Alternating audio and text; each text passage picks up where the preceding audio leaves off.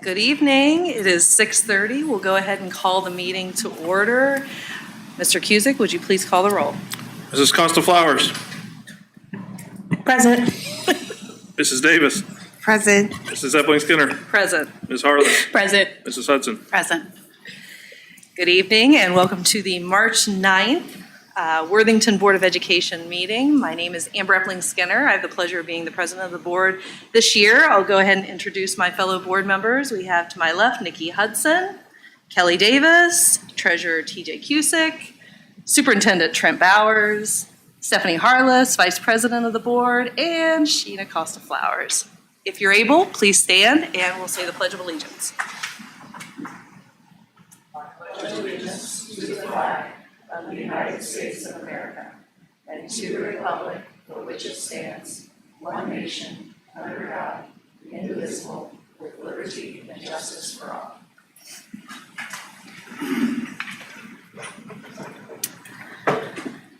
First item on the agenda tonight is the approval of the agenda for this evening. Mr. Cusick? Or no, motion. Also move. Thank you. Second. Mrs. Costa Flowers. Yes. Mrs. Davis. Yes. Mrs. Epling Skinner. Yes. Ms. Harless. Yes. Mrs. Hudson. Yes. Motion carries. We will now go into our visitor comment section of the meeting, and I just want to read this information as Communications Director Vicki Nesda is passing around the slip that outlines our speakers for this evening. The school board and administrative staff encourage and appreciate community interest in meetings of the Board of Education. This section of the agenda is designed to hear the views of community members about their schools and items on the agenda. Each speaker will be asked to address the board at the visitor's podium so that the speaker's remarks may be clearly heard. The speakers should give their name and street address and limit comments to a maximum of 5 minutes. If more than 6 speakers are present, speakers will be limited to 3 minutes. Consistent with our policy 9130 on public complaints, we ask the complaints about particular employees be referred to the superintendent and not addressed during public session. We remind all speakers that our district values and respects all people as they are, and that our district is committed to creating and maintaining safe spaces for all of our students and community members. We want to remind our community that we value public input and always appreciate when our community members remember our district's values, refraining from using harmful or offensive language, and for sharing your comments in a civil and respectful manner. It is not our usual practice to respond to remarks during the visitor comment section of our meeting.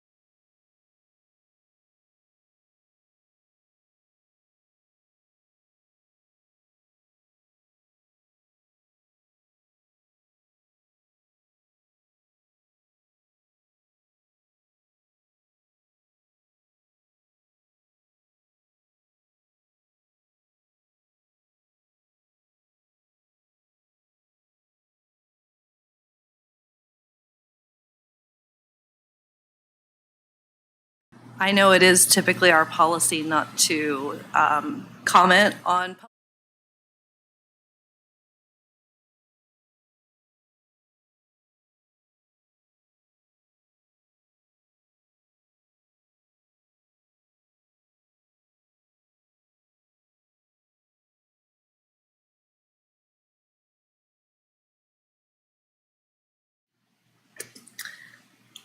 Okay.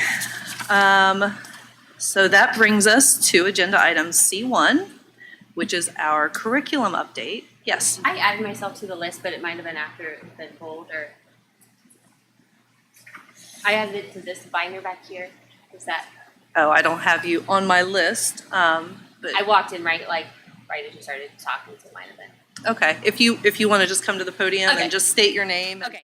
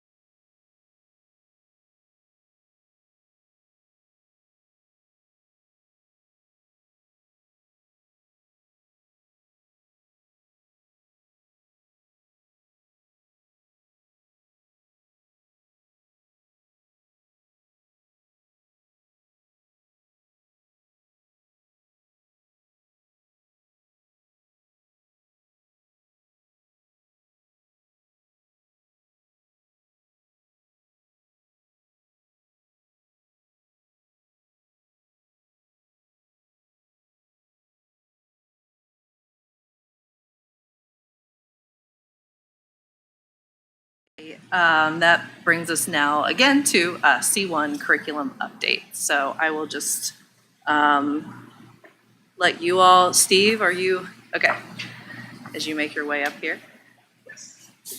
Thank you all for being here this evening.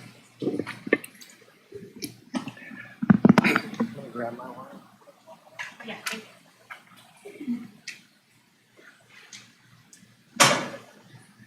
Hi, everyone.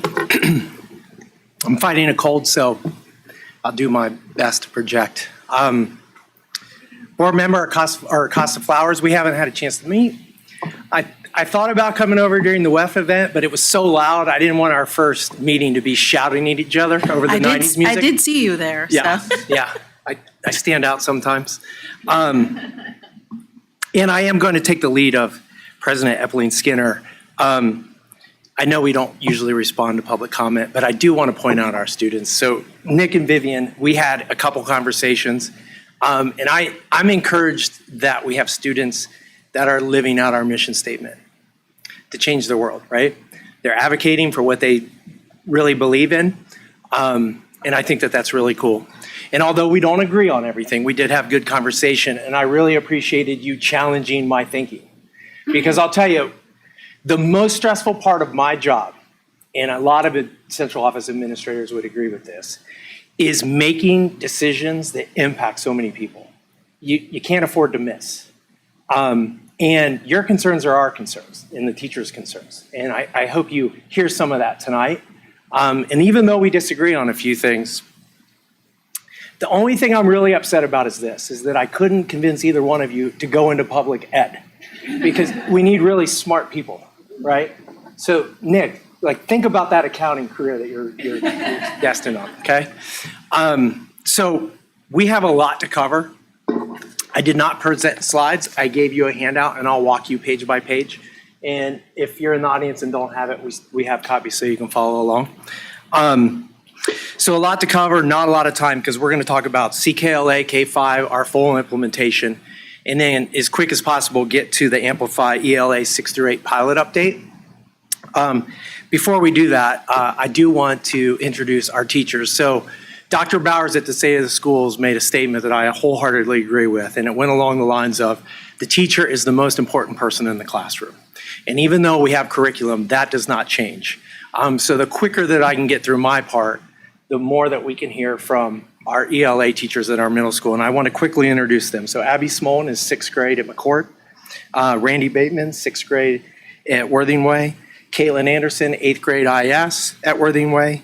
And Jacqueline Bodie is a KMS 7th grade ELA teacher. They were 4 of our 20-plus pilot teachers when we looked at Amplify ELA, okay? I normally do not read my presentations, but entertain me. You'll see the print at the bottom of the cover page, so don't go to page 2 yet. I need to explain NCE score to you, because if you don't have a good understanding of NCE score, the data that I'm going to share on student learning might be confusing or fall flat for you. So an NC, and I have a paragraph written there to try to explain it as best I can. An NCE, a normal curve equivalent score, is a national comparison measure where 50 is the national average. Because the scale stays consistent year to year, we can clearly see whether students are improving relative to students across the country. Because the scale is consistent over time, even small changes represent real improvement. It allows us to measure both achievement and growth on a stable national scale. NCE is especially helpful when looking at shorter testing windows. So we're going to be looking at fall map to winter map data, because it uses a stable national scale. This means even small increases show students are improving relative to national peers. I like to say that NCE is the more reliable, valid equivalent. It's like the cousin of percentile ranks, but you can bank on them more. So to give you some scale, NCE, 1 percentage point, if you lined up 100,000 students per grade level, an improvement of 1 NCE percentile is like jumping 10,000 students in line when it comes to achievement. So there's 10 to 12 million students in our MAP database nationwide. If you go by grade level, 12 grade levels, you're around 100,000 students per grade level. So if you improve one NCE point, you are outperforming 10,000 more students, just to give you some scale so that you can understand that. Make sense?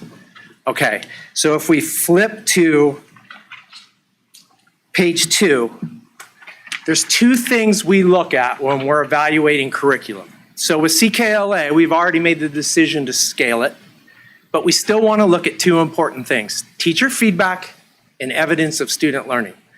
That's how we need to make curricular decisions. So CKLA grades 1 through 5. You do not have kindergarten in here because they don't take MAP, okay? So grades 1 through 5 will give us an idea of where we're at with evidence of student learning.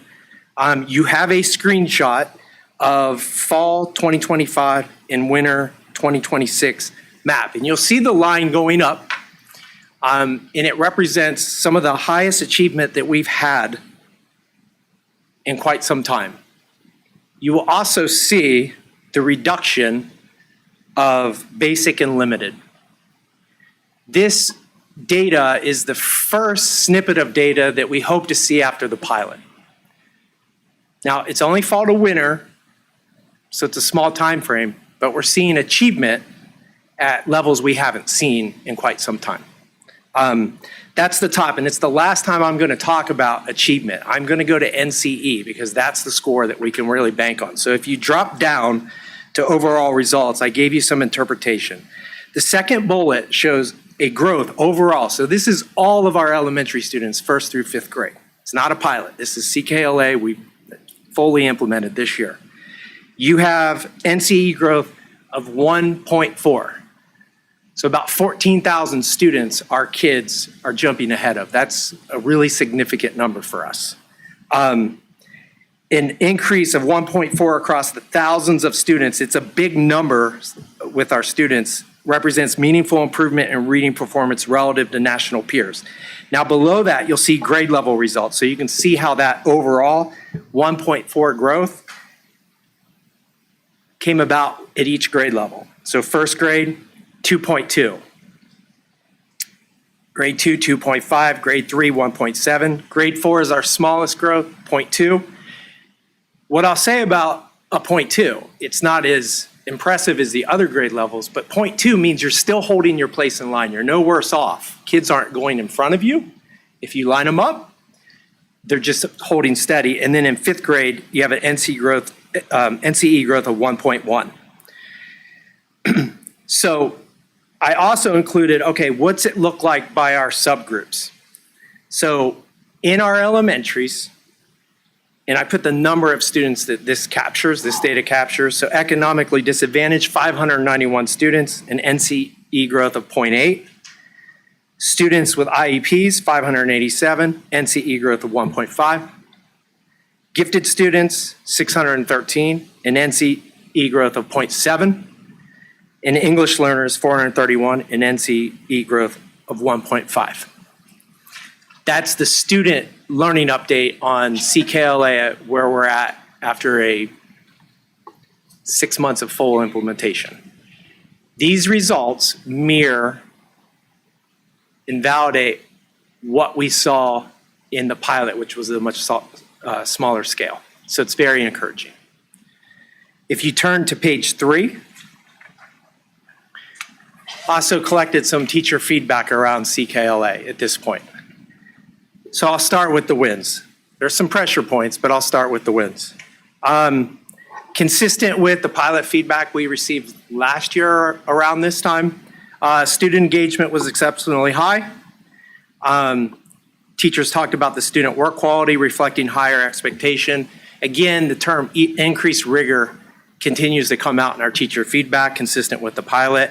The third bullet on wins is my favorite. A teacher gave us feedback and quoted, "I view my own professional growth as a significant win. This transition is strengthening my practice, and it comes from a veteran teacher who had a lot of success in the classroom prior to CKLA." I thought that was a powerful statement, so I wanted to put it in there. Students demonstrating strong growth, including the phonics development. Remember, we stepped away from foundations and went to CKLA skills. The teacher feedback on that has been strong, that they like the faster pacing with the phonics development, alignment to standards. The word cohesion continues to come up. And then all learners are supported. So we saw in our NCE score, advanced students engaged in deeper thinking, students receiving intervention remain included and actively participating in the success.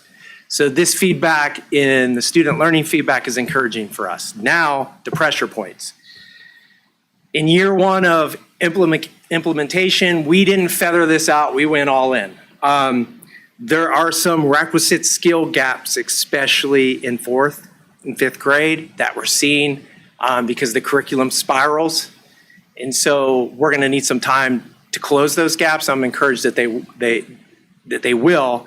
That can also explain why the NCE growth in 4th wasn't as strong. That's a guess. It's just like, I can't confirm that, but it's one explanation to it. So with CKLA, there is more direct instruction, clearer, more consistent engagement routines aligned to pacing with strength of implementation. Our teachers have said, hey, they're with us more. We're not in those center rotations anymore. So there's more direct instruction, which can expose the lack or strength of active engagement strategies. You need to keep kids engaged. You got larger groups. We're planning some things in the spring to help with that. Adjusting to new instructional approaches has been a learning curve, including calibrating approaches, levels of scaffolding and reading. I want to talk about this one for just about 15, 20 seconds. We used to say differentiation all the time. In fact, that term came out of my mouth all the time. How do we differentiate for students? Research has taught us that's the wrong way to think about how we deliver Tier 1 curriculum. What we've done inadvertently when we've differentiated is unintentionally sometimes lowered the bar. So you're reading at this level, so I'll find your instructional level and I'll teach you there. The pivot with the science of reading curriculums is, hey, here's the standard. Don't drop it, but we're gonna show you how to scaffold so there's on-ramps for all kids. So kids at grade level get pressed with rigor. Kids that are below grade level, we don't bring the bar down to them, we bring the on-ramp so they can get to that standard. That's what we're seeing in that reduction of limited and basic student data there. So a change from differentiation to scaffolding and having those conversations. So we bought the 3rd edition. Remember, we piloted 2nd edition, bought 3rd edition. Lot of misprints in the teacher manual, which is a frustration point. Our sales rep and the Amplify folks know, hey, we purchased something that has some errors in it. I'm looking forward to your plan to replace those manuals. I don't know what else to say. That I'm pressing them for that. I'm sure Amplify will address it. But for a teacher, that's frustrating when there's an error in the manual and you're still learning the curriculum. I can definitely empathize with them. And then part of 3E, the 3rd edition, was the student data dashboard. It's received lukewarm reviews as far as clarity. Not as intuitive as we want. Whether they make changes or not, we have a pretty good tool called VizEd that we can compensate for that if it doesn't happen. So that's your CKLA feedback from teachers and then some student data for you to consider. I do want to shift gears and talk about the Amplify 6-8 ELA pilot. So again, when we went into the pilot, we're looking for teacher feedback and evidence of student learning. I'm starting with teacher feedback. What I've given you are some of the Likert scale ratings that our pilot teachers filled out officially through the Google form. I asked them 23 questions to meet Dr. Maddox's time limits. I couldn't go through all 23, so I picked a smattering. I will tell you that if you want to see all of the data, I'm happy to share it with you. So I asked questions and charged the teachers with rating the questions on a Likert scale. 1 would be strongly disagree across the board. 5 would be strongly agree. I asked them questions in areas such as instructional materials and design that you'll see on page 4 at the top. The core materials in Amplify supported high quality instruction. You can see that about 83% rated 4 or 5. 3 would be a Switzerland answer, shoulder shrug, and then 2 and 1s would be that you disagree with that statement. I asked questions around pacing, pathway, and instructional flexibility. You can see when asked the question, was I able to meet the pacing requirements of a curriculum within a 42-minute class period? We got, yeah, no, right? It's a 55-minute lesson that provided challenges initially for implementation. If you would have asked me in September and early October how it was going, this was a problem. But hold that thought, I'm going to come back to it. If you flip the page, on page 5, a follow-up question. I was able to make pacing and instructional adjustments without significantly compromising the quality of instruction. You can see by December, the teachers have said, hey, Steve, we figured this out. We've been able to make appropriate adjustments. We've been able to go deeper where we need to go deeper, when we've been able to not repeat, when the students learning said, hey, I don't need to reduplicate that close reading passage. So I was encouraged that we flipped that script, and I'll talk more about that at the end with next steps for implementation if board approved. If you go to page 5, the second question, I asked questions around student learning outcomes and portrait of low learning. This one was a big one for me. Amplify ELA represents a step forward in ELA learning for a wide range of students. You can see that almost 80% of our teachers said, yeah, we feel like this is a step forward. And you're going to get to hear from some of our teachers today. Turning to page 6, asking student-centered questions about engagement. Texts and topics were relevant and interesting to students. There was a favorable response there. And then ultimately, we just asked, hey, with appropriate supports, and this is key, with appropriate supports, Amplify ELA could be successfully implemented 6 through 8, and I would recommend for adoption. You can see what our pilot teachers told me in that feedback. So that's the teacher feedback. Again, there's more data that I could share with you, not in this context, but you could reach out to me. I'd be happy to meet with you and walk you through all of it, all 23 questions and how they ranked. But this is a good representation of how the teacher feedback came. All right. Page 7, evidence of student learning. So we got the teacher feedback. Now we needed to really look at, okay, how did our students do? So I've set this up rather than everything on one page. I'm going to go page by page with you here. The first page is all students. So kids that were not in the pilot, it was 754 students. And then you had a pilot group that was almost double. The NCE on the non-pilot was 0.3, which again, I want to point this out. 0.3 is not terrible. We're not in some acute crisis. Our kids are maintaining and improving. But compared to the pilot, where you saw 1.3, that's significant. With over 1,300 students in that group, it's harder to move a larger number when it comes to NCE. So it's important to look at the non-pilot versus pilot numbers of students in there. It's unlikely with 1,300 kids that 1.3 NCE is random movement.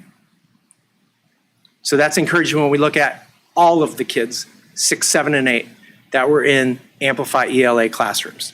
If you turn to page 8, I've given you subgroup data, economically disadvantaged students. This is the one that if I wasn't consistent with approach, I would have led with this one. So if you look at growth on non-pilot, 217 students, 0.1 NCE. You double that number and you get a growth of 4.5 NCE. That's 40 to 50,000 kids that are economically disadvantaged outperformed out of the 100,000. And I want to point something out. That's not 40 to 50,000 economically disadvantaged kids. That's all kids. That's all subgroups. Our economically disadvantaged scored an NCE of 4.5. Super significant. So you had that significant upward movement with economically disadvantaged. If you go to page 9, I gave you data around students on IEPs. So the non-pilot, we had 82 students. In the pilot, we had 170. You can see 0.2 versus 1.7. I hope you're seeing an encouraging theme here with our curriculum pilot. So you had good momentum with IEP students. And then on page 10, we looked at our gifted students. So non-pilot, you had 224 students, growth of 0.3 NCE, which is still good, that's growth. 294, slightly more students, you had a growth of 1.3. This is what I want to point out about the gifted subgroup. It is, you usually, when you get close to that ceiling, see flatter growth. That ceiling tightens. So it was super encouraging to see in the pilot group the 1.3. And then the last page on 11, I gave you the EL subgroup. Numbers were smaller here in the non-pilot, 23. We had 65% of our middle school teachers in the pilot, by the way. That's why you see the discrepancy in numbers. Non-pilot, it was still encouraging to see our English language learners at 1.0. But then you look at the pilot and it's 2.2. Again, encouraging upward movement. The last thing I'll say before I turn this over to our teachers a little bit is you have to be careful when interpreting short-term data. Two things I want to point out. We're seeing these results in NCE growth in the first 4 months of them driving this curriculum. The first 4 months. When we become more familiar with it and get the teacher feedback, and we've set up implementation committee, if approved, they've already worked for 2 full days, looking at the feedback, looking at the add changes and deletes. So concerns that we had all along, which was academic freedom, choice novels, not reading to a script, our teachers are working to put together an implementation plan. And what I can say, what surprised me, is I was talking about professional development and plans for May and next year if we move forward with this curriculum. And I was looking at budget, and I was working with Kelly, like, hey, do we have the money to pay for the Amplify? And our implementation committee looked at me and said, Steve, don't pay for the Amplify. Let us do the training. We will do it better for our colleagues. And I said, okay, tell me more. And then about 20 minutes into that discussion, I was like, that's it, they're gonna do it. So if we go forward with the implementation, our own teachers over the course of next school year are going to lead the training and the support for our teachers that were not in the pilot, which is very encouraging. Okay, so I've given you enough data, but I want you to hear from the teachers. So Abby, could you talk a little bit about what a day looks like in a classroom using the Amplify? Yes, I sure can. So I'm on page 12 at the very top. I would like to start with just the main pillars of an Amplify lesson and just walk you through that real quick. Almost every Amplify lesson has purposeful reading of grade level text, annotations and close reading, evidence-based discussions, writing grounded in text, and built-in scaffolds for access. I believe one of Amplify's biggest strengths is the consistent instructional routines. The consistency has really helped our kids grow independence. So to break down the formula of what a day looks like, we always start with the purpose. So why are we reading this? What are the elements that we're looking for? Then we read the grade level texts. Students are engaging with complex grade level text every single day. We annotate as we read, typically together, but there have been times that they're able now to do it on their own with confidence. We have evidence-based discussions. Students are regularly turning and talking and supporting their ideas with evidence from the text. There's been a huge shift in my classroom from hearing, I think this, so their opinion, based on, I know this because in the text it states. It has blown my mind to hear how many times they have said that even when not prompted. They'll raise their hand and whip out their books and they'll be like, I know the answer because in paragraph 8 it says this. The writing is grounded in text. So students are writing frequently, which is connected to their readings. The reading, the discussion, and the writing all connect. So students are constantly practicing how to support their ideas with their evidence. And then lastly, the scaffolding is for all learners. There are high expectations for all students, which is wonderful. There's support like vocab previews, guided questions, and structured discussions. And students aren't given easier work with Amplify. They're given more support so that they can succeed with the same rigorous text. And it's made an amazing difference in my classroom. So when we had the formal teacher feedback meeting, Caitlin had to leave early. She co-taught and she's an IS at Worthington. And she said, Steve, I need to leave early before our meeting wrapped up. So I walked her out of this very room and she said to me, Steve, I didn't know about this, but what I saw my kids do, that's it, I'm in. Like, whatever you need from me, I'm in. So, Caitlin, could you talk about, like, I gave student data, but can you talk about the real life, like, experience that you see with it? So first of all, our principal emailed us, like, right as soon as winter map was over to let us know that that was the highest passing rate Worthington has ever seen on winter map. Yeah. And so that made me want to dig deeper in my data. So I digged into my NCE scores from last year. And from fall to winter, my NCE growth on average was 0.75 to this year's 4.3. So then when I found out from Steve that we weren't just growing students at Worthington, that this was working for other subgroups as well, I got really excited about it.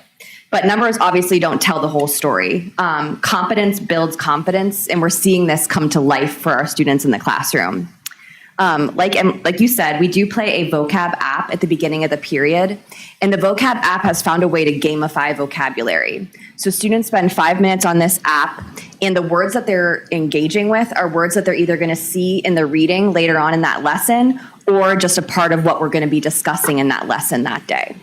I have a student that I've worked with for a couple years now who called me over to his desk, and he's like, now listen, don't make a big deal about this, but this is fun and I'm actually learning. I was like, your secret is safe. I will not say anything about that. But the same student, as an intervention specialist, I oftentimes work with students who struggle with reading and writing. Keeping a high bar is that challenging, exhausting work, but it's the right work to be doing for kids. In our second unit, students were tasked to read the narrative of Frederick Douglass, which is definitely a complex text for 8th grade. The same student looked at me and says, you think I'm going to read that?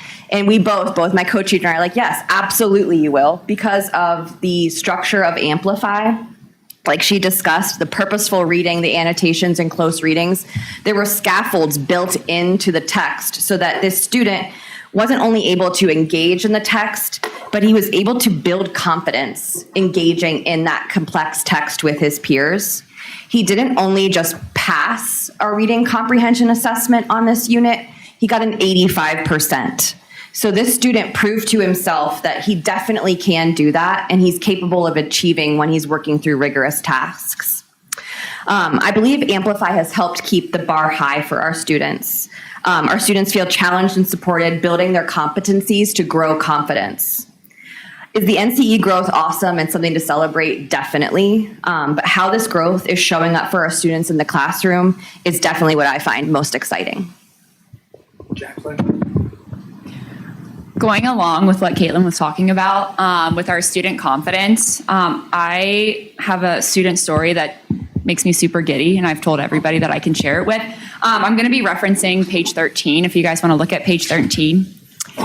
I have a student this year who was in direct ELA last year as a 6th grader. And at the end of last year, I met with the IS about whether it was going to be a good fit for him to continue on in direct ELA or whether an inclusion setting was going to be a better fit for him. And we decided the 7th grade year, we were going to put him in an inclusion class and make sure it fit for him before moving forward, just to find that right setting for him.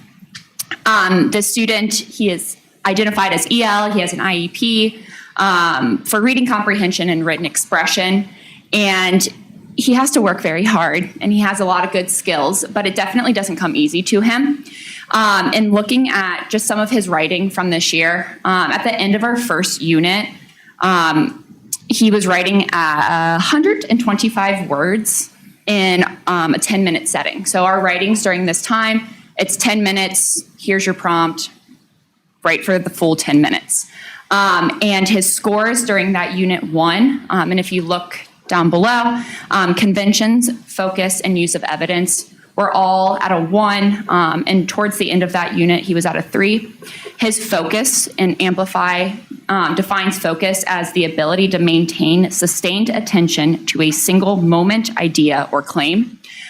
He was flagged because he was so far off base with that, they couldn't provide a grade for it. By the end of Unit 2, and again, like Steve said, this was just in our first 4 months, he was writing 48 words in 10 minutes, and he had reached the highest score, which is 4. So this is a scale of 1 through 4. He had reached the highest score in his focus, which he originally was flagged for, as well as his use of evidence in his 10-minute writing, and his conventions had also grown. This doesn't happen by accident. It was a little intimidating to be told that we're not going to use level to text anymore. But after seeing this, it made me so excited to the natural, and the word scaffolding has come up a lot, but it naturally implements it. And it has built our students' confidence a lot every single day and every activity that we do. Even if it's something that they know previously that they have struggled with, they have been able to tackle those challenges every day, and they are seeing that reward pay off. And just as teachers, it's been very rewarding to see their excitement and their growth as well. Randy, you're always the quiet one. Hi. Oh, can you hear me? Okay. I want to talk about teacher confidence and competency. I'm a relatively younger teacher. I'm in my 5th year currently, and coming into Worthington and Worthing Way was an honor. However, I was fresh from campus, also fresh out of COVID, and trying to find the resources and the curriculum that best fit my classroom was a challenge. I had an amazing 6th grade team, I had an amazing ELA department, an amazing principal. With all their help, I still was struggling to figure out what works for my students.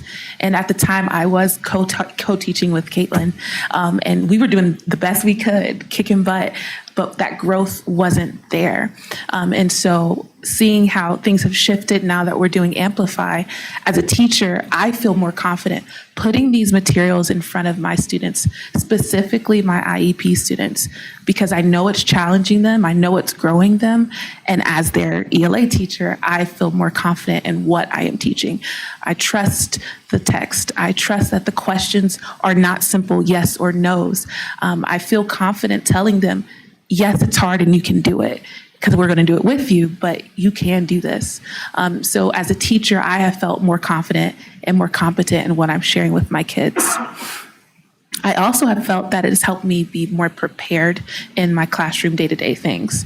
I'm not saying that I show up and just turn on the TV and be like, oh, let's go, but it helps me say, okay, are we looking at Greek mythology? Let me go do a deep, deep dive in all that I need to know to prep them to talk about Odysseus and Prometheus. And so that they aren't sitting there like, what are these things that we're talking about? Furthermore, I feel that with the things that they've given us in Amplify, I can tweak them with things that did work when I was a 1st year or 2nd year teacher. Me and my team have been working a lot at Worthing Way of how to shift the rubrics so that they align with what we're seeing and what we need in our school. And on our team, we are talking really deeply about our core standards. What are the standards we want our kids to have walked away being super strong in? And it's been helpful to even look at the data, because Amplify provides those data points in a very seamless and effective way, literally a tab that says, what's the unit you want? What's the assignment you want? Here's your data. 1st year teacher me was afraid of data. I'm also trying to navigate being a 1st year teacher and all the things that come with it. And now as a 5th year teacher, I'm like, oh yeah, let's look at those numbers. Okay, let's question these numbers. What's working, what's not working?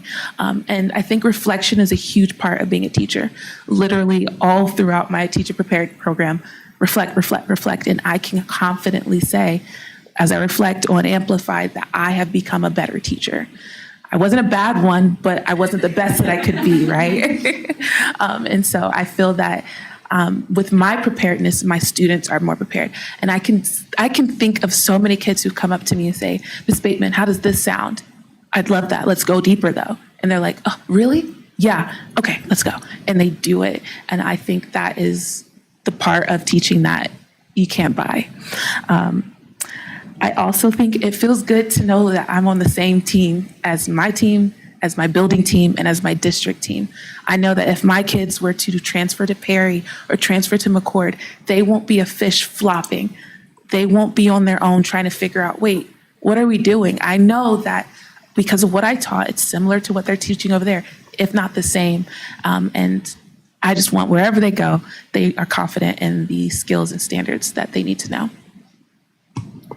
Yeah, what I'm hearing from elementary and our middle school pilot teachers is, one, there's a floor that's putting equity in for all kids.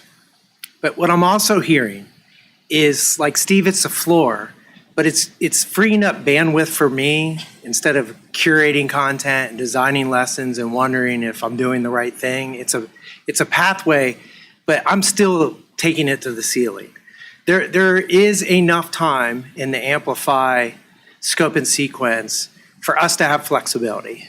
And we're going to ensure that. And it's important that we do that in the teacher feedback that I received. One, if you have a 55-minute lesson and a 42-minute ELA, that's problematic. What we did after it was clear that the teachers and principals wanted to move forward with the recommendation is ask for volunteers, and some of them were voluntold. Stephanie Brennan's one of them. I'm going to highlight her in a second. And I said, hey, we're going to have to make some adjustments because we need to look at Amplify at our middle levels by grade and by student subgroup. So what a gifted 8th grade classroom experiences won't be the same as a 6th grade regular ELA. And that's going to be driven by our implementation steering committee. They've already met for 2 full days and looked at pacing, looked at surgical-like improvements. And it's interesting and really invigorating to watch them work. I just kind of organize it and then take in the art form. I'll never forget Caitlin, so Stephanie and Paul Carter, their 8th grade GISs, and then Caitlin's an 8th grade IS. And you would have thought that they knew each other, and midway through it, I'm like, do you guys know each other? They're like, no, we just met. But we were making adjustments for the gifted student, and then I would hear Caitlin go, no, not for my kids. I don't want to make that adjustment. They really need that activity. And they were referring to a repeated read close activity. The gifted student picks it up the first time, we move on, and we make that adjustment. But a student that might be below grade level or coming from an underprivileged language environment, they might need that closed reading that's aligned to science to make those gains in comprehension. So I'm empowering the students in that implementation committee to really fully say, hey, we have amplified, this is what it's going to look like at Worthington. Stephanie is in her 39th year. I'm going to close with this. She's in her 39th year. And after her 38th year, when I asked for volunteers to pilot this, you had a 38-year veteran throw her hand in the air and say, I'll do it.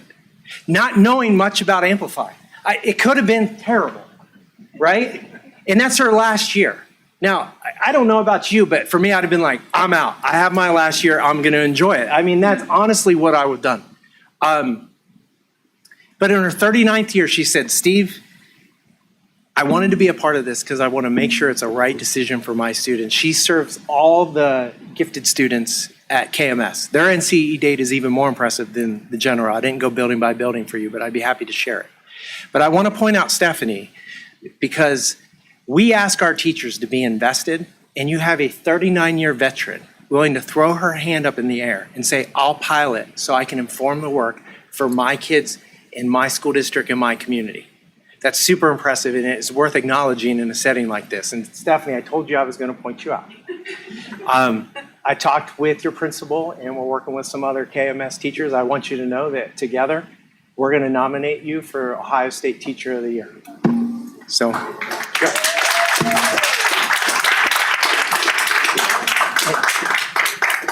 And you better win it. Now it's going to be my turn to write. So, with that, I'm going to stop and ask if you have any questions. I'm sure people have questions. Stephanie? Yeah, I can. You actually came around to some of them, but you know that I nerd out on this stuff. So I think, like, as you were wrapping up, what kind of came to the top of my mind is you talked a lot about scaffolding versus differentiation, which is amazing. And I'm wondering if we're seeing a different growth rate at the middle school and the elementary school because you guys do at the middle school start to kind of divide by ability level. And so then my question comes back to how do we accomplish the gains are great. Don't get me wrong. I'm not, and test scores are not the end all be all, right? But like, how do we think about that in terms of what we do in the elementary classroom? Or is that right? Do you see where I'm going with that? Yeah. Okay. So we need to, when we look at curriculum and its effectiveness, you know, you have the big picture, but I've always been this way. This is the clinician in me. You have to look by student subgroup. Mm-hmm. And in our MTSS system, that's what we do. Suzanne and I just went to a conference on Friday about gifted MTSS. Yeah. Which honestly, in our current MTSS system, you know, we don't talk about those students as much as we should. And so we made some strategic, like, hey, now that we have a core curriculum, here's the key. Tier 2 and Tier 3 are vital, but they're ridiculously hard if core, Tier 1, is a moving target. It just is. We saw that in the spec ed audit. When you're talking about language development at the end of the day, when language and vocab and subject matter is not a moving target, it's a lot easier to scaffold for all kids, regardless of the tier. Core, Tier 2 in our intervention, and then our kids on IEPs. So we can look at it like homogeneous grouping is what you're talking about. We do more of that in the middle with our graded courses of study, but I think we can get it done in I'm not elementary. suggesting that change other than it's just a lot for an elementary school teacher, right? To have to think about, like you guys talked about, not for my kids, they would need this assignment, but my kids can move on faster, right? When you've got, and at the elementary school, a much larger challenge. And with CKLA, what that's going to give us, and we're planning this right now with the instructional coaching team, we have the opportunity now, there's been requests, to bring second grade teachers in and not talk about what we're doing, but how we're doing it. So in other words, shifting from what am I teaching, what am I curating, what am I planning, am I going to TPT, am I picking the next novel, shifting off of that. They only have so much bandwidth, and Randy was basically articulating this, shifting off of what to how and who. In the how is the R form of teaching, in the who. This allows us to do that with CKLA and if we go with Amplify. I hope that answers your question. It does. And I think it touches on another piece where we talk a lot about this is more direct instruction, right? You said that. It absolutely is. Which makes me, I love this program, but I hear direct instruction in that it's like, but I think when in practice it looks a little different than what my history with it is. But I think my question is like, you kind of alluded to the fact that teachers were going to have the ability to have a little more flexibility and from a creativity standpoint for the teacher, but then also for the students to kind of have an opportunity to charter their own path a little bit. Yep. I know you're in a pilot, so can you just talk a little bit more about how you balance like that rigor and still have that ability to self-select into some things? Carefully, but I think that when we look at Amplify, it's supposed to be a 100-day pathway, right? Okay. So these technically 82 days. Okay. Now, because of the lesson structure and we got better as we went, initially it wasn't a 100-day pathway. And I was like, oh, this is not what we thought it was going to be. With our implementation committee, we're moving it closer by subgroup to that 100-day pathway. So I think that we're going to get the best of both worlds. That's what we're after. And the work doesn't stop after this year. Right. We keep coming back, revisiting. But again, there's a nice floor in place for us to jump off of rather than that moving target where, quite honestly, I couldn't tell you what the curriculum was outside of the novels that we teach, right? We have the standards and we had novels. So. Sure. We had really good feedback from the CKLA elementary pilot, and we have good feedback and data from the middle school pilot from the teachers. So 2 questions. 1, have we gone back to the full implementation of the elementary teachers and gotten teacher feedback there. Yeah, and I shared some of that did with you? you. Sorry, I thought Yeah, that was- that was page 3. Some highlights. Oh, yes. Yep. Okay. I didn't know that was, yes. Yeah. So there's a lot of positives, but like anything, there's some pressure Sure. points, and we Of have course. plans to address them. The biggest one is those active engagement strategies. Teachers are like, hey, I'm in. I know that direct instruction wins more than it doesn't, but I need more professional development on Yeah. how to keep those active engagement and those culturally responsive practices in Yeah. place. I think that'll be a focus next year in a lot of our professional development plan. Okay. And have you looked at student feedback at the elementary too, but at the middle school level? So the student feedback, well, I got it from two teachers or two students. It was really in the questions that came from the teachers. I asked student-specific questions about, do they like it? Are they engaged? Are they learning? And then we take it from there. At the elementary, I can't see myself surveying them other than like sometimes they'll say, I don't like CKLA. And I'll say, why? Because we read all the time. And I'm like, I'm okay with that. I'm okay with that one. I think that's all. I will say that I do have a 5th grader, you know this. And this level of rigor has been very good for her. Very, very good for her. I have a 2nd grader too, but my 5th grader has really responded to the curriculum this year. So Yeah. my anecdotal home evidence is fantastic. I'll take it. But thank you guys. Thank all of you for being here and for being willing to pilot the program and put yourself out there. And that's awesome. So thank you. Anyone else? Nikki? Thank you. I echo the gratitude. Can you remind me how long we piloted CKLA 1.5? Yeah, so 2 years ago, we piloted the first semester. So we went from, For a semester? We started okay, in so August. similar to what we did here? Same thing. Okay, It was I just a couldn't rinse and remember the repeat. time period. Yeah, that was a bigger scale. If you remember, there was 45 plus teachers, but we looked at 2 curriculums. Okay. Yep. Is it fair, I'm going to speak in very general terms, but I'm trying to address what our students, their concerns today. What I hopefully correctly heard you saying was that you're likely in the gifted program, and the rigor around the curriculum didn't provide for enough flexibility, creativity, engagement, and what you are used to experiencing. And what I hear you saying and the teacher saying is that that is definitely an area that needs to be addressed from a flexibility standpoint. Like when I that particular, I noted that page 4, right? Only 40%. Was I able to meet the pacing requirements? Yes and no, basically, right? Like I mean, it was more pacing- no than anything. Okay, Yeah. okay, good. We're Yep. on the same page there. Yep. Okay. So there are definitely pacing issues and flexibility issues, and those are things that are being addressed. Yeah.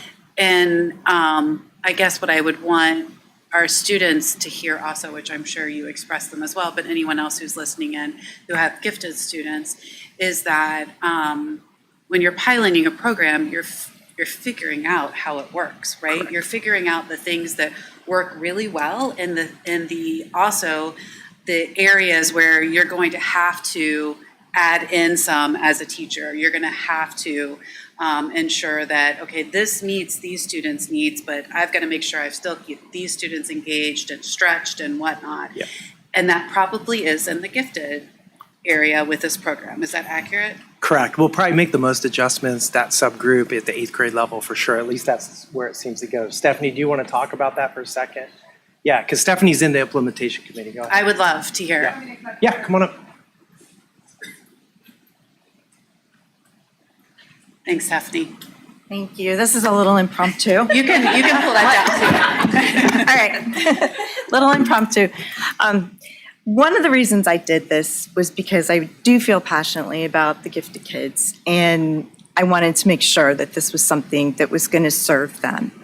And at the beginning of the year, this is not how we rolled. I mean, it was just not what they thought would be what it should be. And right now, I mean, some of the projects that I'm getting, we just did Frankenstein, and we have so many different things, and I just leave it open. The kids can interpret it however I give them what we're doing. We create the rubric together, like what do you want your classmates' projects to look like? What do you want the rigor to be? Where's it going to end up? And then, I don't know, we just kind of roll with it. And they're presenting right now, and they are just so, like, they've taken more away from it with theme and context. Most of the questions that we do, I spend a lot of time looking at more depth of knowledge questions, like 3 and 4.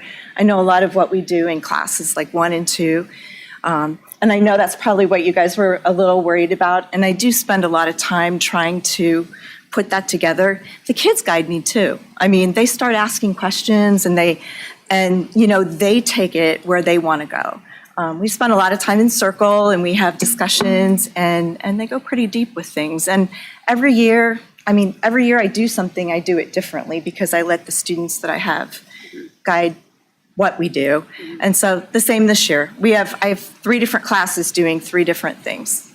So That's fantastic and very helpful. And I hope reassuring that what you experienced was the rigor of a pilot and a testing a new program, and you happen to be within that subgroup that is going to need more.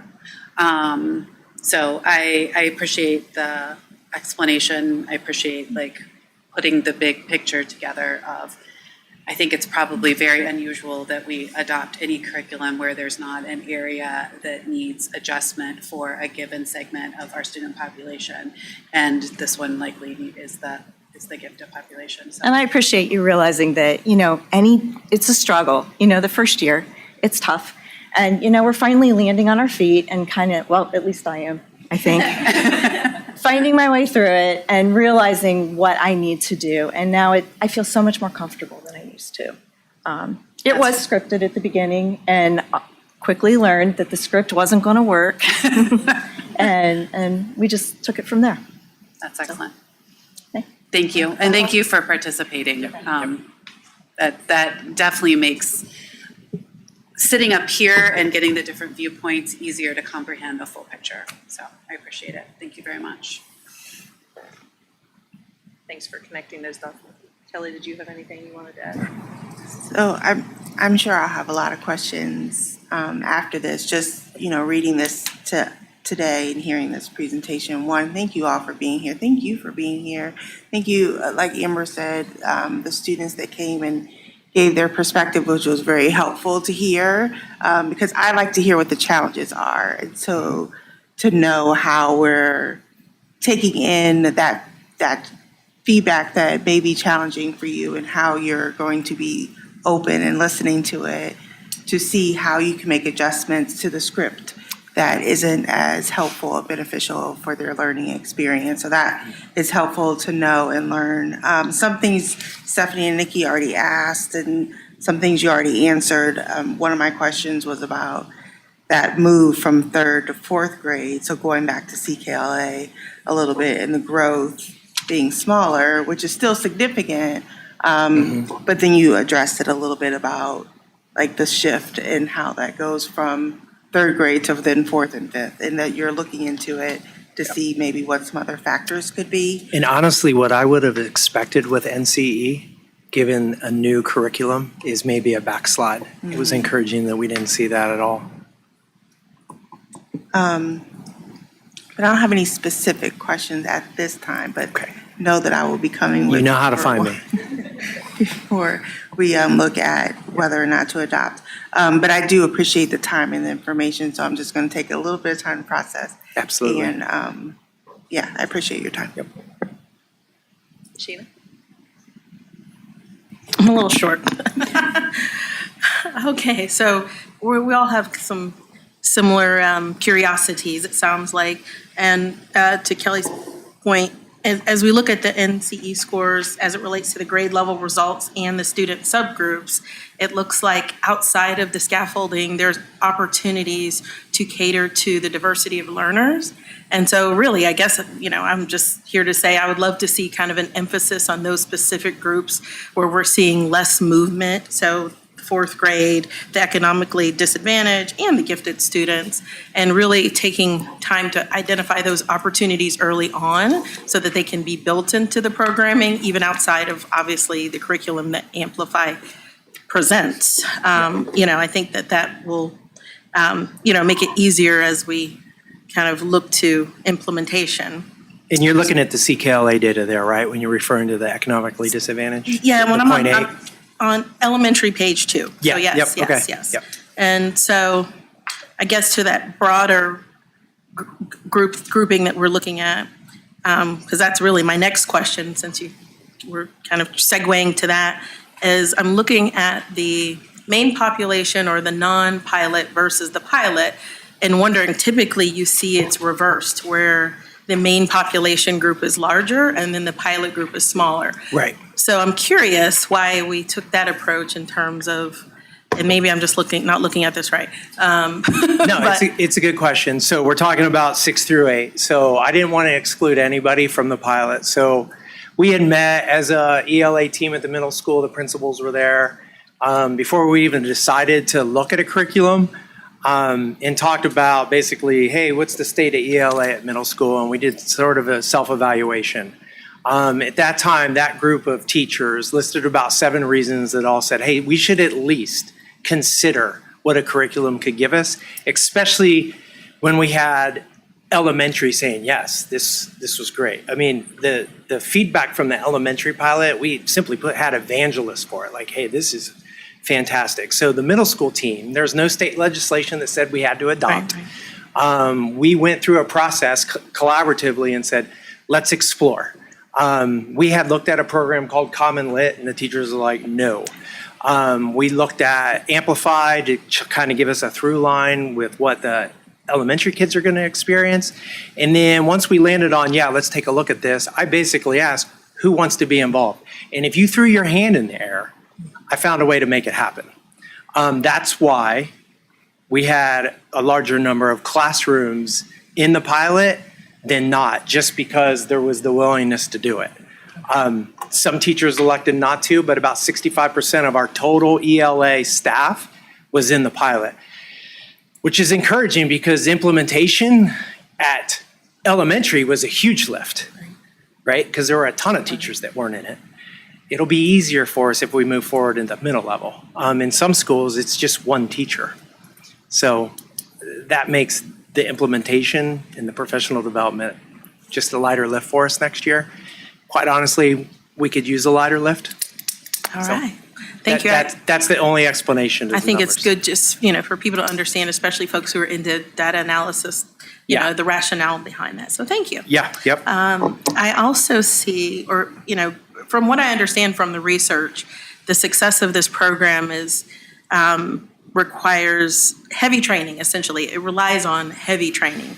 And so I heard you mention that teachers will train teachers. So my question is, in the adoption of this program, if we don't maybe purchase additional training or have the specific Amplify training, what support will be provided in that case from them?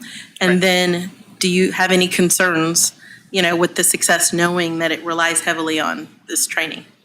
I did initially until I watched these teachers work, and my concerns dropped a little bit. Now, I still have Amplify experts that I can bounce our implementation plan off and get their expertise, because we saw that at elementary.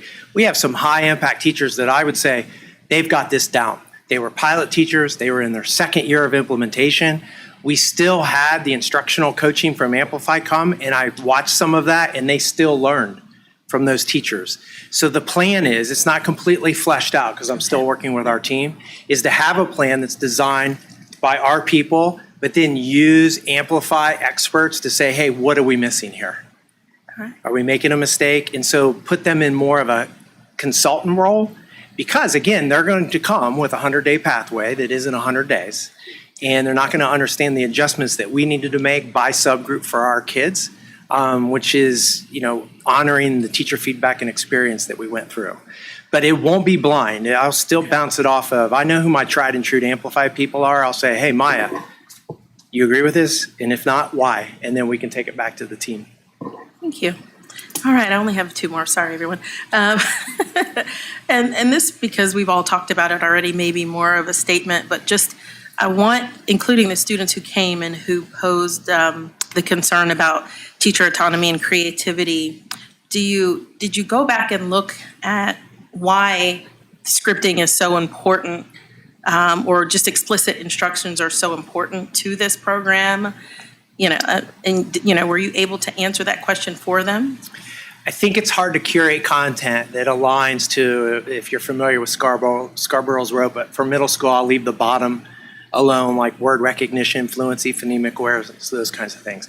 When you get to grammar, morphology, vocabulary, depth and breadth, how it relates to itself, literary knowledge, sentence structures, it's my 27th year. I haven't seen too many people that can just curate that out of thin air. That doesn't mean that it's not quality. It's not an I gotcha. We've done that. We've gone through public ed and we untextbooked public schools over the last, in my career, it was just this whole untextbooking of schools.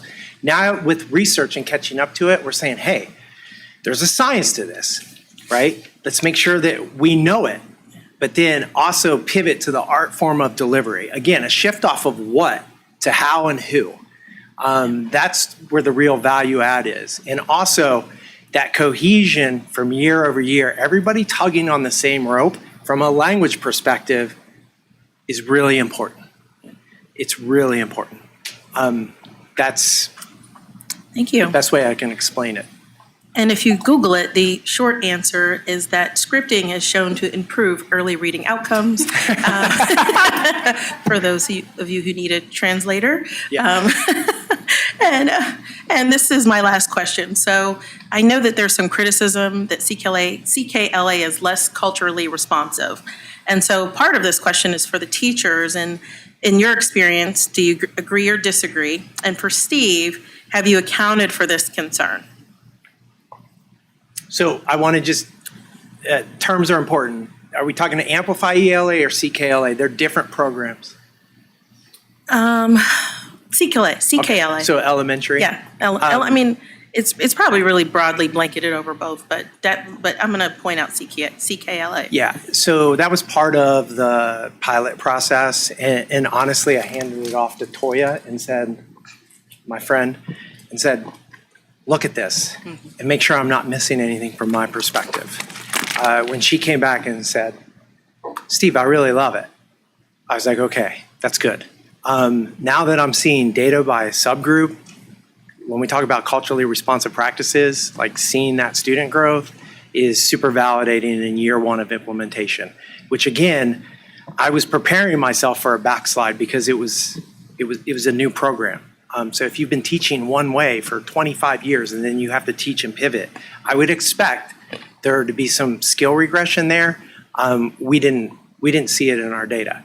The data on Amplify, those NCE scores are so significant, especially on the economically disadvantaged, that I told this team when I shared it with them, guys, I'm glad you're recommending this, because if you didn't, I would still have to stand in front of the board and go, I cannot ignore this student growth. Now we have a problem. Because I need to win people to the implementation side. Like, I don't want to go against what our teachers do. Luckily, we're on the same page, teacher feedback and student growth. But that student growth, in a short period of time, I can't turn a blind eye to that, especially for neuroatypical kids. And what about the actual curriculum? So like authors, for example, Yeah. and things of that nature. You guys can talk to that a little bit. Like, did you feel like there was variety and depth and breadth of the types of writers that we're looking at? So in our first unit, we read narratives and perspectives, and I thought it did a good job of giving, like we read Amy Tan's Fish Cheeks, and it was about her experience having a Christian family over, and she was Chinese, and going through that experience, and it had people kind of relating to our reading like we haven't seen before. And then, like I said, our second unit was on the narrative of Frederick Douglass. And so our students were super engaged with that text because, I mean, that they're not used to seeing that until like high school or an advanced placement course. And so for them to get to engage with that in 8th grade, they were very much so into it, especially the text was written 1838, right? Like they felt like they were like involved in what was going on, the way that Amplify made it happen. So in 8th grade, I can speak to, I felt like the choice of text that people can see themselves in literature, right? You want to have a window and a mirror. And I feel like we're seeing that within Amplify. Thank you. Thank you all for being here. Appreciate your time. I want to have Randy speak. Oh, to that, please, too. yeah.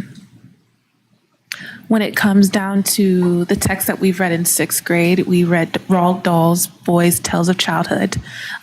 We've also read Prometheus, and then we've also read a bit of the Odyssey, and we've also read about yellow fever.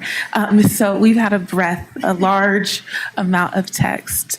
When it comes to student identity, I do believe as on the latter half of Amplify, we're going to be able to see more of those things come up as we read a text called The Summer of Mariposas. I do think, though, in sixth grade, what Amplify has been able to offer to our kids is critical thinking, which I think is opening their minds to how do these themes show up here that apply to other texts, right? So for example, I keep talking about Prometheus because that was the one we recently did and kids were all in it. We talked about how does pride affect you as a human? And students were able to take this idea that we give fire to humans and have advancements, but then to have a kid tell me, well, we also see that fire leads to relevant issues like power trips and weapons, and how is that showing up in our world today? I don't think a sixth grader with the units I was able to build would have built that connection. Not saying that it is a grand revelation, but it is a critical one.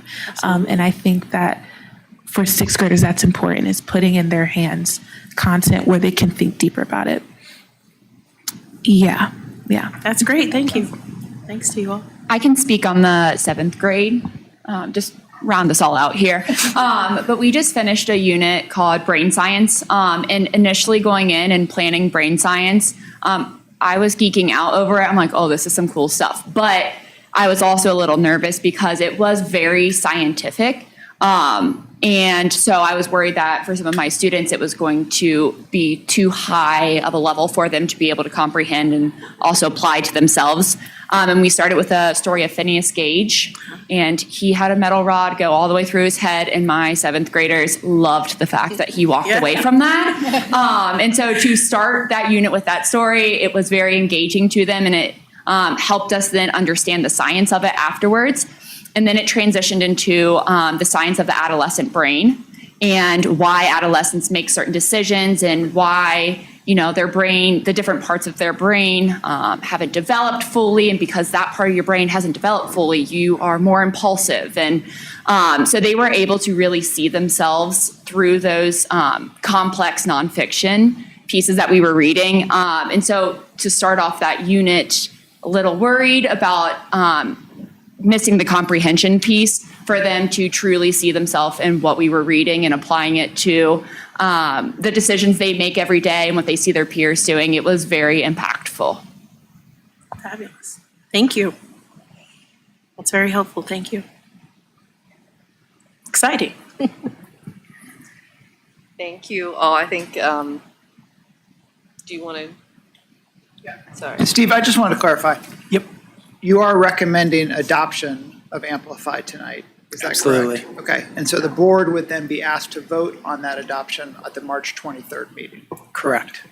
Okay. Just want to make sure that we're all aligned on that. Okay. Thank you for that clarification. And thank you all for being here. Just such an incredible conversation. I don't know that I have any burning questions that need to be addressed tonight. I might have a sidebar with you at some point just about some of the gifted concerns that have been raised tonight. But, I'm encouraged by what I heard, that it sounds like, that is one of the pressure points that have been identified. You all are, focused on that. So that's encouraging to hear. I love seeing that there's writing improvement. That's also really encouraging to hear for our students in the age of AI, where that's a serious concern, that writing skills are still being developed in our classroom. And I just am so thankful to be in a district where we're constantly evolving. We're not just staying teaching as we always have. I love your verb, untextbooking. I feel like I'm going to use that. That's what happened. Our classrooms and our schools and public ed in general, really trying to reach students in ways that we've never thought of before. And I love this district is constantly never satisfied with how we've always done things in the past. And, nobody around here is saying we've always done it this way. We're not going to try anything new. That is not the vibe here, not the atmosphere. And I'm just really, really thankful for all of you for being agile and flexible and learning new things, and for raising your hand when you're nearing retirement, and just being incredible educators for our students. So thank you all for being here tonight. Appreciate your support. Okay. Okay. Moving along in our agenda this evening, we have D1, which is the superintendent's report. Dr. Bowers. I'm just going to give folks 30 seconds to transition out. You're welcome to stay, but it's been a long day. Bye, Vivian. Thanks, Nick.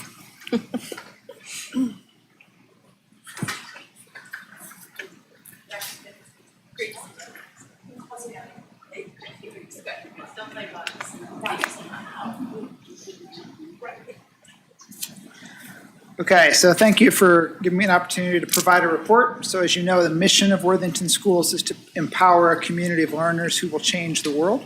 We do that through our 4 vision statements.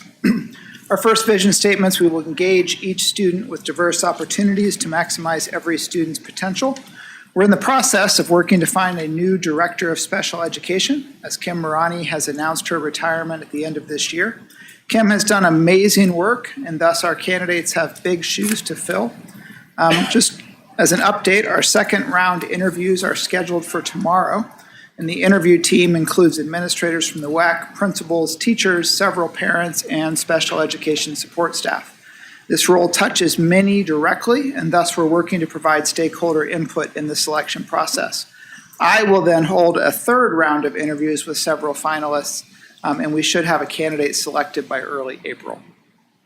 Our second vision statements will provide a safe environment where every student can grow intellectually, emotionally, socially, and physically. Just want an update. The city of Worthington completed their deer removal program for the season. The signs on our school property have been removed. Partnering with the city to access our land was safe and successful. Our third vision statements will provide consistent communication and promote dialogue with our community.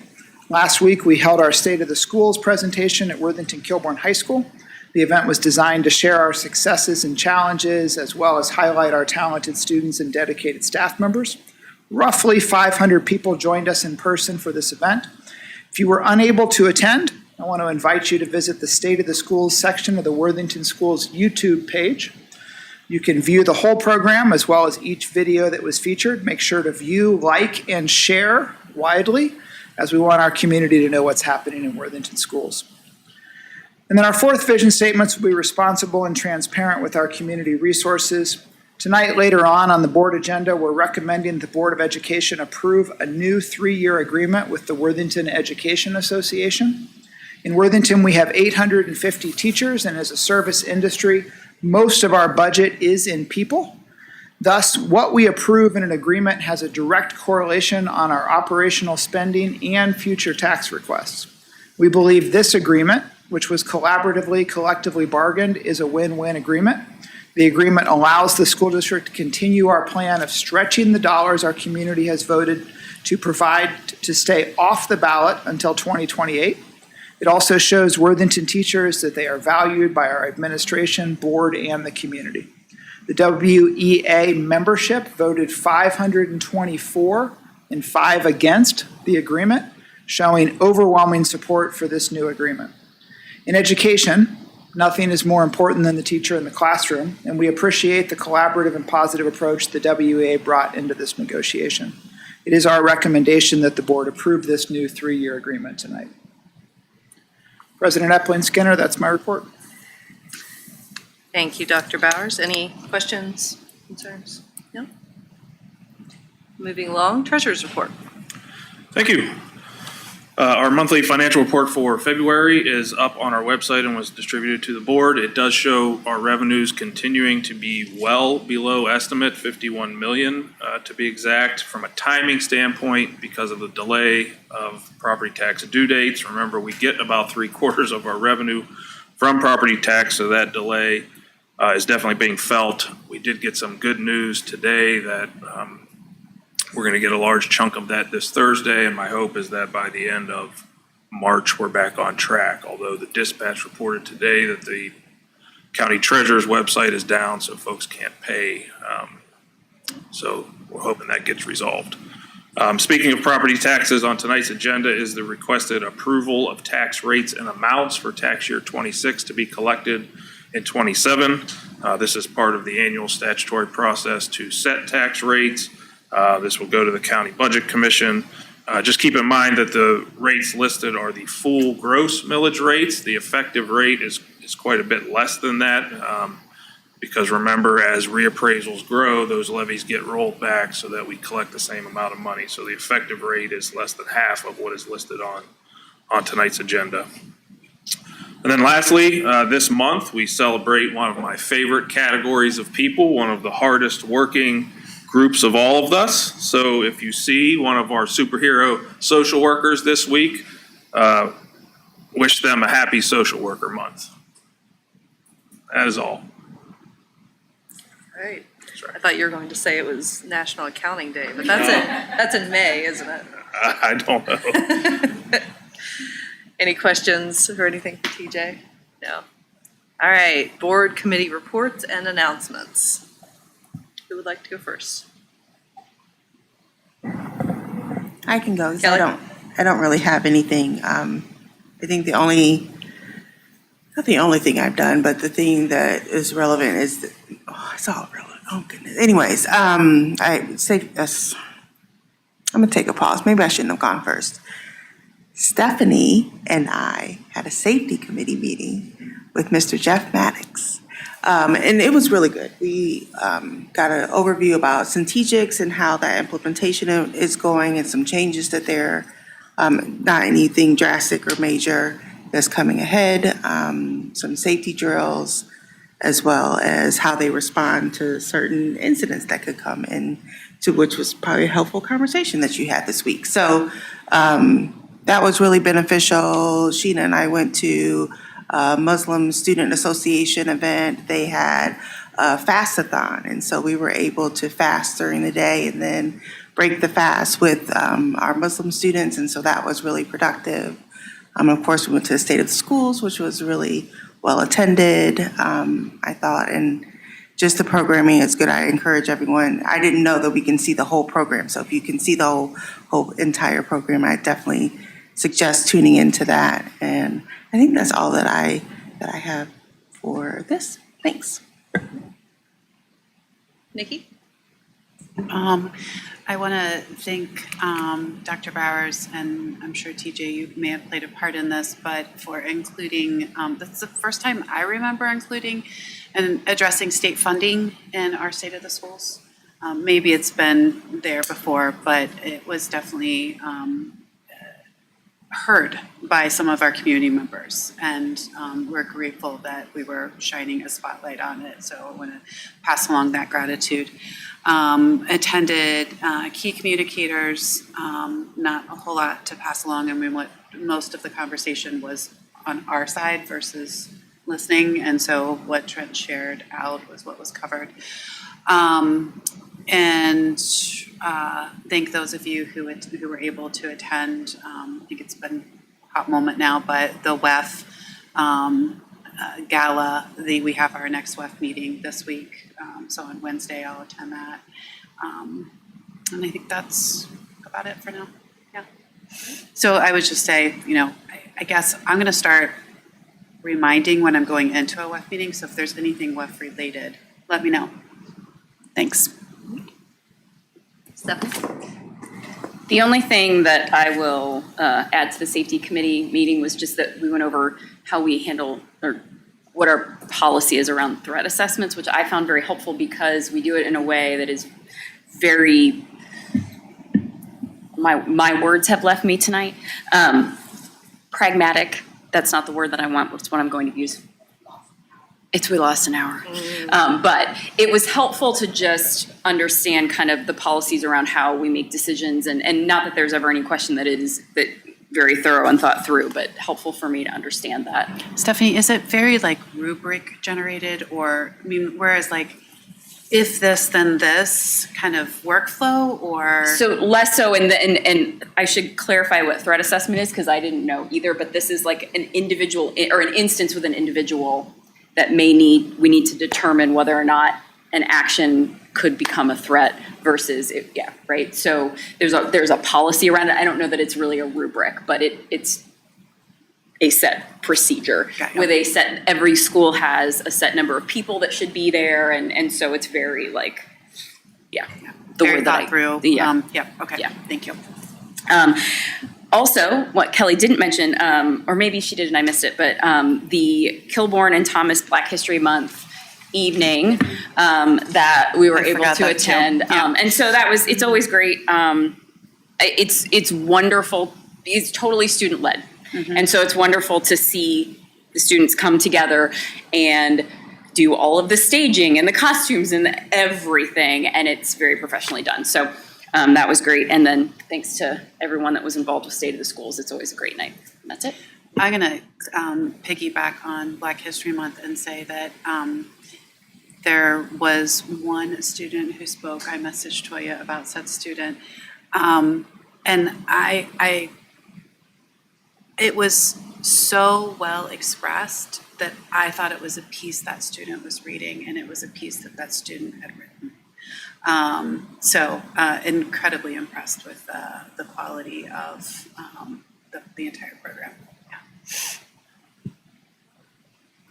Sheena? My turn. In addition to the events that Kelly and Stephanie mentioned that we attended together, and also Nikki and Amber, I also attended performances from the Worthington Kilbourne High School Band and the Worthing Way Band. So shout out to those. I don't have any committee updates, and so I won't keep us any longer with that. Thank you. And I don't really have any committee updates either. My family has been passing around the Worthington illness that has been going around for the last 2 weeks, so I miss key communicators. So thank you for that update, and thank you for sharing what you shared, Trent, with us in advance. That's always helpful to read through that. Couldn't make that one. I did make it to State of the Schools, and just always leave there, I feel like, just kind of on cloud nine at, I know that I've been glowing already tonight just about this incredible district, but Trent, you did just a great job of just laying everything out, and your storytelling is just really powerful, and the visuals that went along with that, Vicki and her team, I know how much work goes into that, and the videos, and just the auditorium was great, the space that we were in, and the audio video team. It was a really good event. I was thrilled to see it so well attended by so many members of our community, and just something to look forward to every year. I think a great opportunity for us to tell our story to the broader community and all the great things that are happening here. The only thing that I was going to just flag, and I guess maybe we could get to this when we get to calendars. Policy committee, we have some things that have come through, but nothing's super time sensitive right now. The legislature is in session. They are doing things. State of the state is tomorrow, so we'll see what the governor has to say.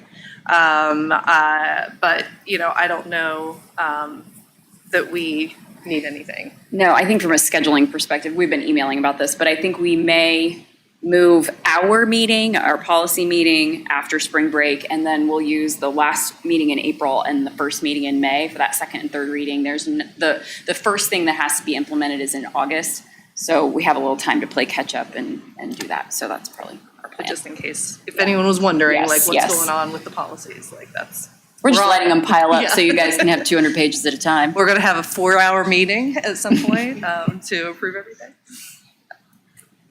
Sheena, did you have something? I just wanted to shout out the Evening Street fourth grade choir, and their music director. They were amazing for State of the School, so bravo Yes. to them. Shout out. Thanks. All of the students. Everybody was were amazing, just- but I was just tickled by them, and Yes, it was amazing. Thank you. the little girl who was doing the vows. She was my favorite. Yeah, great. And that's just a great part of that program too, to incorporate the student talent. I think that's all I had.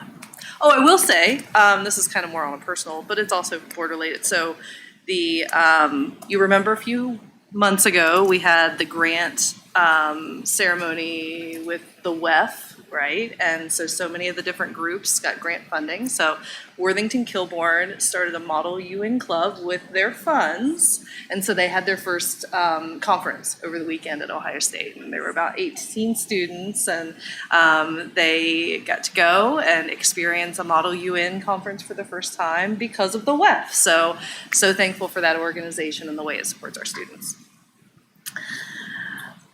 Yeah. Moving along here, it looks like we're at E1, the consent agenda. Yes. Dr. Bowers. Yes, Sorry. thank you. I'd like to recommend that the Board of Education approve the consent agenda. That is items F1 through H1. Items F1 through H1, please. So moved. Second? You have a motion and a second. Mr. Cusick, would you please call the roll?